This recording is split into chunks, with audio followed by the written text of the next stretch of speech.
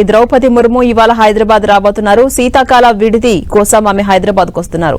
ఇవాల్టి నుంచి ఈ నెల 22 వరకు బొల్లారంలోని రాష్ట్రపతి నిలయంలో ఉంటారు. ముర్ము ఇవాళ మధ్యాహ్నం ప్రత్యేక విమానంలో 2 గంటల 25 నిమిషాలకు హకీంపేట ఎయిర్పోర్ట్ కు చేరుకుంటారు.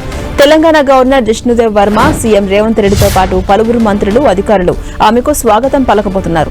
రాష్ట్రపతి తన 5 రోజుల పర్యటనలో పలు కార్యక్రమాలకు హాజరు కాబోతున్నారు.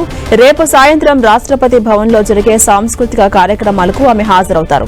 ఇక 19వ తేదీ ఉదయం 9 గంటల 30 నిమిషాలకు బొల్లారం హెలిప్యాడ్ నుంచి 10 గంటల 15 నిమిషాలకు రామోజీ ఫిలిం సిటీకి చేరుకుంటారు. ముర్ము 10 గంటల 35 నిమిషాలకు తాజ్ మహల్ హాల్లో జరిగే పబ్లిక్ సర్వీస్ కమిషన్ చైర్మన్స్ జాతీయ సమ్మిట్ ప్రారంభ కార్యక్రమంలో ముఖ్య అతిథిగా పాల్గొంటారు. ముర్ము సాయంత్రం 4 గంటల 40 నిమిషాలకు రామోజీ ఫిలిం సిటీ నుంచి బయలుదేరి 5 గంటల 25 నిమిషాలకు బొల్లారంలోని రాష్ట్రపతి నిలయానికి చేరుకుంటారు. ఇక 20వ తేదీ సాయంత్రం 4 గంటల 30 నిమిషాలకు timeless wisdom of Bharat pathways of piece and progress కార్యక్రమంలో పాల్గొంటారు.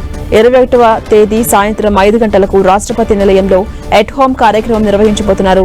ఇక 22వ తేదీ సాయంత్రం 4 గంటలకు గ్రూప్ ఫోటో దిగుతారు. అక్కడి నుంచి 4 గంటల 40 నిమిషాలకు హకీంపేట ఎయిర్పోర్ట్ కు చేరుకుని ఢిల్లీ బయలుదేరి వెళ్తారు రాష్ట్రపతి.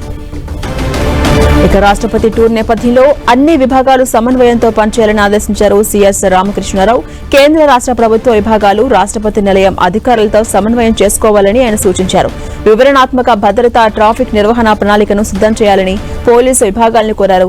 అవసరమైన అగ్నిమాపక ఏర్పాట్లు, ఫైర్ టెండర్స్ తో పాటు తగినంత మంది సిబ్బందిని మోహరించాలని అగ్నిమాపక విభాగానికి సూచించారు.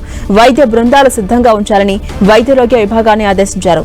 రోడ్లు, భవనాల విభాగాన్ని అవసరమైన బారికేడింగ్, ఇతర మౌలిక సదుపాయాలను ఏర్పాటు చేయాలని చెప్పారు. ఇక రోడ్ల మరమ్మతులు కూడా చేపట్టాలని జీహెచ్ఎంసీ పోలీసులను ఆదేశించారు.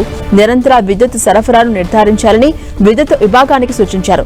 రాష్ట్రపతి నిలయంలో పాములను పట్టుకునే బృందాన్ని 24 గంటలు అందుబాటులో ఉంచాలని ఆదేశించారు. అంతేకాదు రాష్ట్రపతి నిలయం చుట్టూ ఉన్న కోతుల బెడద తొలగించేందుకు ప్రత్యేక బృందాలు మోహరించాలని, తేనెటీగలు తొలగించేందుకు ముందస్తుగా ఏర్పాట్లు చేయాలని జీహెచ్ఎంసీని కోరారు.